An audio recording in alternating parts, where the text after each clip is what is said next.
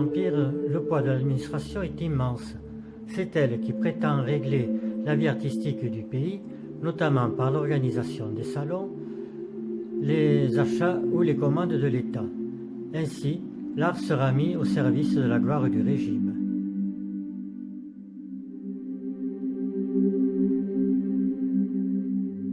Nous sommes en 2021. 162 ans, c'est mon âge. Cadre compris, je mesure 3,50 m par 2,50 m. Je m'appelle le Christ au jardin des Oliviers. Mon père est Jacques Théodore Véron, 1820-1898.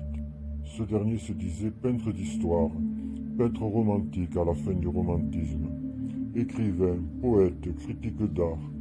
Quelques œuvres picturales lui sont dues, entre autres La mort du jeune Viala, qui se trouve au château de Versailles.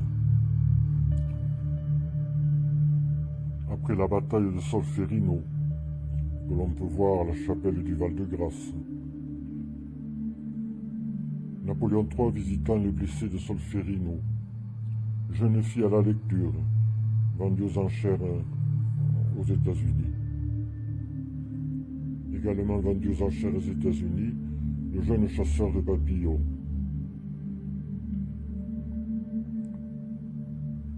European Village.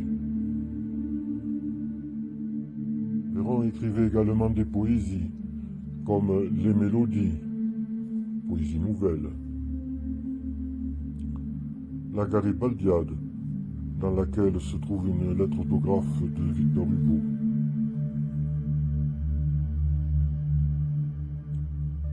Les odes et sonnets. Pierre ou les nouvelles ligugéennes.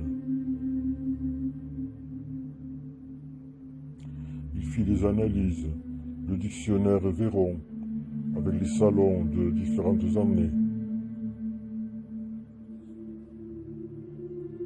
Le mémorial, l'art et les artistes de son temps.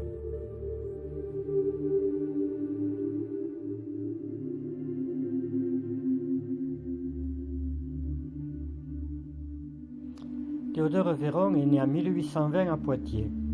Âgé de 10 ans, ses parents s'installent à Ligugé, où son grand-père a acquis le prieuré au moment de la Révolution française. Prieuré que fréquentait en son temps Rabelais. Âgé de 20 ans, il obtient une carte d'élève pour le Louvre. En 1857, il commence une ébauche du Christ au jardin des Oliviers, dans l'atelier de Glaise situé 3 rue des Fossés Saint-Jacques à Paris.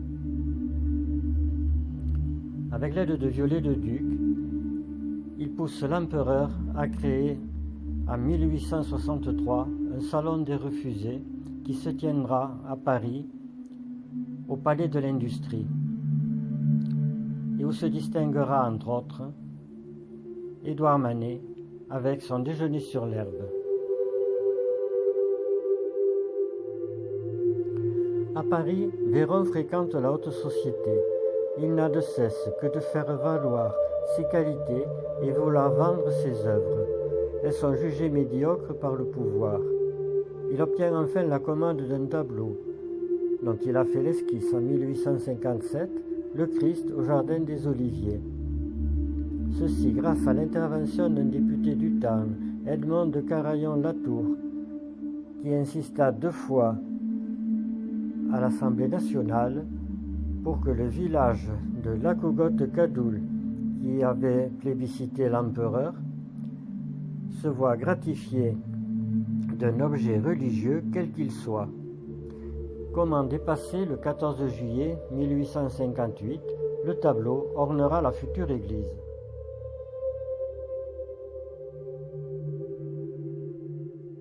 Je suis peint du sombre vers le clair, de l'ombre à droite vers la lumière à gauche. Le Christ est représenté couché, levant les yeux au ciel, devant le calice de son sacrifice. Il est soutenu par un ange. Dans l'ombre, en haut, à droite, le groupe des apôtres endormis, Pierre, Jacques et Jean. contrairement au côté droit. La partie gauche de l'œuvre est construite selon un axe vertical, dans lequel, en bas, la coupe, ciboire, et en haut la lune, hostie, préfigure l'Eucharistie. En mon centre, ce que l'on voit, c'est comme une énigmatique tête. Le démon qui endort les apôtres?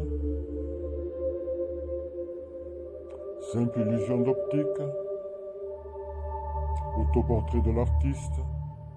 Repli au genou de la tunique de l'ange? Clin d'œil à la bouche d'ombre?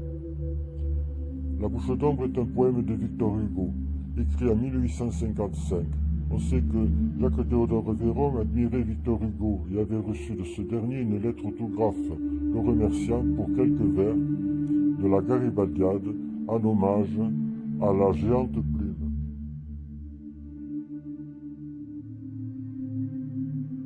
On en saura plus après restauration du tableau.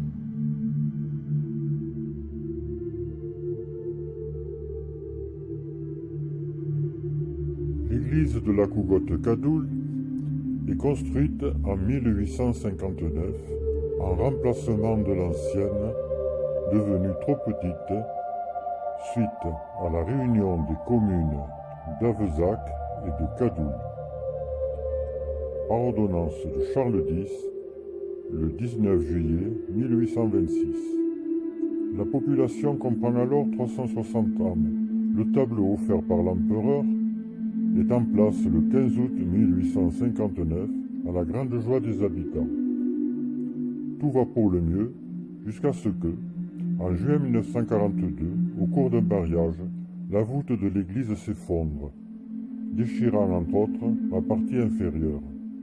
Le 7 juillet 2020, je suis déposé pour permettre la réfection des peintures de l'église qui m'abrite.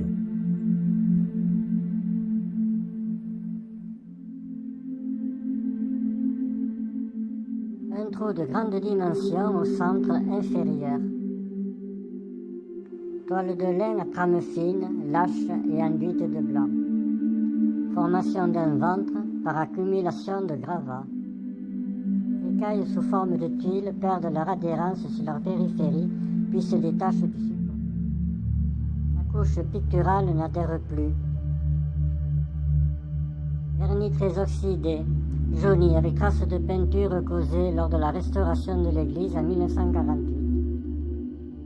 Serrement important et présence de chancis. Les gerçures de la couche picturale sont visibles.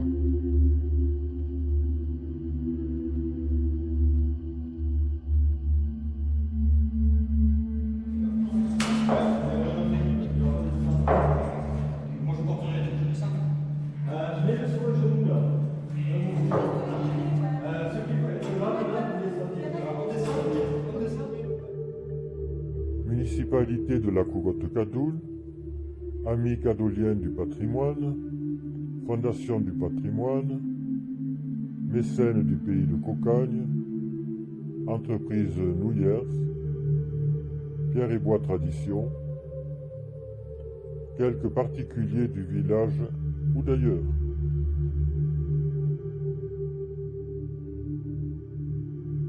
Nous souhaitons que le Christ au Jardin des Oliviers puisse être restauré en 2021 et qu'il retrouve rapidement sa place dans l'église Notre-Dame de l'Assomption à la Cougotte-Cadoul.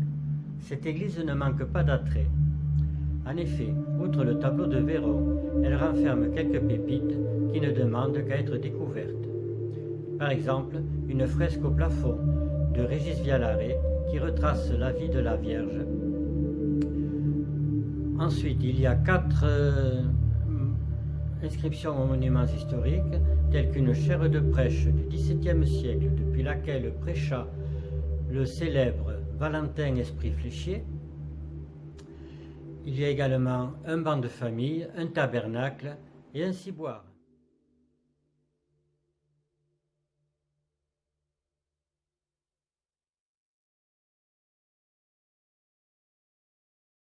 Le palais de l'industrie n'est-il point assez vaste pour rendre la lumière à qui de droit? Je viens donc, monsieur le comte, solliciter sur mon œuvre, avant le 28 courant, la faveur de vos conseils. Cette attente énerve ma volonté que je sens pourtant bien trempée pour la peinture monumentale comme pour la poésie épique. Ce qui me console, c'est la satisfaction de ma conscience, les encouragements fréquents de la presse et ceux des grands maîtres. Monsieur Horace Vernet, entre autres, a été content de l'esquisse que vous avez daigné agréer. Tel naguère on vit une géante plume, un génie exilé, l'empereur des beaux vers, Hugo sur l'océan, l'âme en proie au revers, avec ses manuscrits, son fils, seule espérance, chercher un autre abri, loin de sa chère France.